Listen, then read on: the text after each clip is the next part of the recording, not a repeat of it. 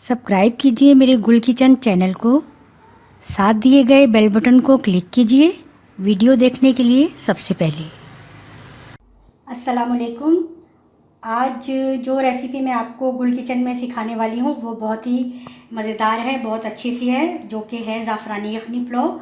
और ये मैं आप लोगों को सिखाऊंगी, आप भी ज़रूर बनाइएगा। इसके लिए मैं बताती हूँ आपको हमें किन इंग्रेडिएंट्स की ज़रूरत है।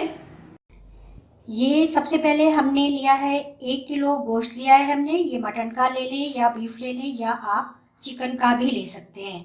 इसकी हमने यखनी तैयार करनी है। गोश्त को हमने धोकर अच्छी तरह 3-4 गिलास पानी में रख दिया, क्योंकि ये मटन है इसलिए गलने में थोड़ा देर लगेगा। अगर चिकन हो तो वो जल्दी से गल जाता है और जल्दी यखनी तैयार हो जाती है। तो हमने इसको क्या किया था, हमने इसमें 3-4 गिलास पानी डाला था और एक दरमियाने साइज़ की प्याज ली थी, इसको दरमियाना मोटा मोटा काट लिया था। एक लहसुन की हमने पोथी ली थी, उसको हमने क्या किया था, धोकर अच्छी तरह साबुत, इसी तरह से साबित बिल्कुल इसमें ऐड कर दी थी। 1 टेबल स्पून हमने कुटा हुआ साबुत धनिया लिया था और 1 टेबल स्पून हमने सौंफ लेनी है। 2 टीस्पून हमने इसमें नमक ऐड किया था। गरम मसाला हमने 1 टेबल स्पून लिया था, उसमें काली मिर्च साबुत और बड़ी इलायची, दालचीनी और थोड़ा सा ज़ीरा। ये 1 टेबल स्पून या थोड़ा सा ज़्यादा हो जाए तो कोई इसमें वो नहीं है प्रॉब्लम। आप इसमें ऐड करके और इसको चूल्हे पर रख दें और इसको इतना पकाएं कि ये गोश्त जो है वो अच्छी तरह से गल जाए और ये यखनी हमारी तैयार हो जाए। तो हमें इसके लिए ये गोश्त हमने यखनी बना ली है और अब हमें इसके साथ चावलों की ज़रूरत होगी। चावल हमने लिए हैं 1 केजी। इसको अच्छी तरह से धोकर और भिगो दिया है तकरीबन 20-25 मिनट पहले। क्योंकि ये ज़ाफ़रानी यखनी पुलाव बन रहा है इसलिए हमने इसके लिए ज़ाफ़रान भी हमें चाहिए। ज़ाफ़रान हमने लिया है ये 1/2 टीस्पून। अगर ज़ाफ़रान नहीं अवेलेबल तो कोई बात नहीं, आप ज़ाफ़रान नहीं लें, लेकिन है ये ज़ाफ़रानी यखनी पुलाव इसलिए हमें इसके लिए ज़ाफ़रान भी चाहिए।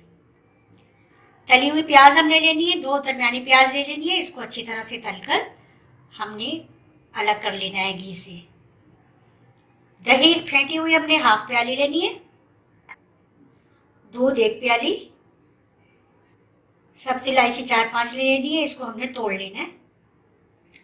नमक हमने हस्बे टेस्ट लेना है, क्योंकि यखनी में हमने नमक ऐड किया हुआ है इसलिए हम पहले चख लेंगे। अगर हमें ज़रूरत पड़ेगी तो फिर हम नमक और ऐड कर सकते हैं। तो ये देगची में हमने 1/2 कप ऑयल ऐड किया है, उसमें हमने ये सब्जी इलायची पहले डालनी है।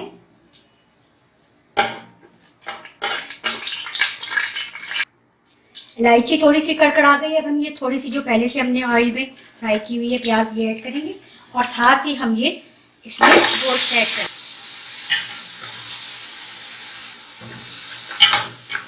गोश्त को थोड़ा सा हमने इसमें भूनना है। थोड़ा सा गोश्त हमने भून लिया है, अब हमने इसमें दही ऐड करना है।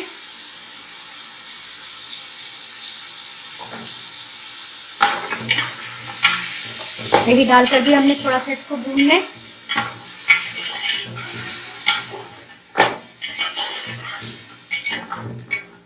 थोड़ी सी हम फ्लेम जो है वो मीडियम कर देंगे, बहुत कम था मैंने। देखिए गोश्त को हमने इलायची और प्याज के साथ अच्छा सा भून लिया है।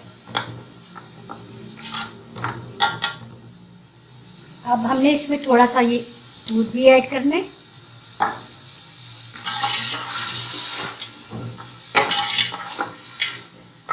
थोड़ा सा हम इसको और भूनेंगे बस।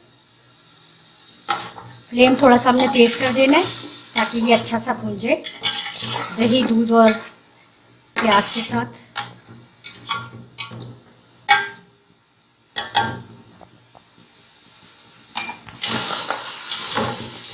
ये देखिए गोश्त बहुत अच्छा सा भून लिया है, बहुत अच्छी सी खुशबू आ रही है। अब हमने क्या करना है कि ये यखनी हमने छान ली थी, ये यखनी हम इसमें ऐड कर देंगे।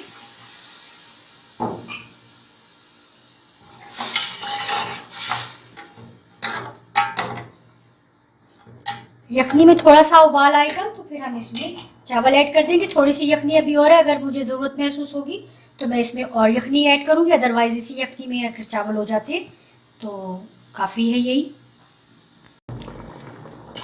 अब देखिए ये कितना अच्छा सा उबाल आ गया है इसमें।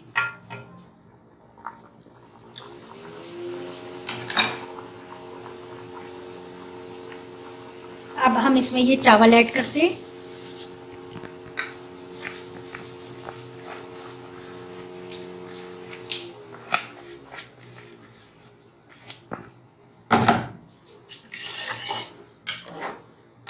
नमक ज़रूर टेस्ट करना है ताकि हमें पता चल जाए कि अगर कम है तो हम इसमें थोड़ा सा और ऐड कर देंगे, अदरवाइज़ यखनी में हमने नमक ऐड किया हुआ था।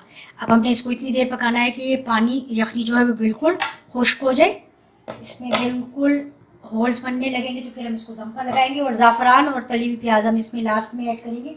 थोड़ा सा मैं नमक इसमें और ऐड कर रही हूँ, बस बिल्कुल थोड़ा सा। थोड़ी देर हमने इसको कवर करके रखना है। देखिए यखनी बिल्कुल हो गई है खुश्क। हमने इसके नीचे एक मोटा तय का जो है वो भारी सा तवा रख दिया है ताकि इसका दम अच्छी तरह से लग जाए। और ऊपर से मैंने अब इसमें ये ऐड करना है ज़ाफ़रान, ये ज़ाफ़रान ऐड कर दिया है। ऊपर से ये तली हुई प्याज, और हमने इसको कवर करके अच्छा सा दम के लिए रख देना है 10-15 मिनट के लिए हल्की आंच पर। चाहिए देखिए मैंने इसमें ये दस्तरखान भी हल्का सा इसके नीचे रख दिया था ताकि दम बहुत अच्छा सा आ जाए, और ये दम बहुत अच्छा सा आ गया। और ऐसे ही दम हमने लगाना था ज़ाफ़रानी यखनी पुलाव को। ये थोड़ा सा ज़ाफ़रान मैंने बचा लिया था, ये मैं अब थोड़ा सा पानी में मैंने इसको वो कर दिया और इसके ऊपर मैं ऐड कर रही हूँ।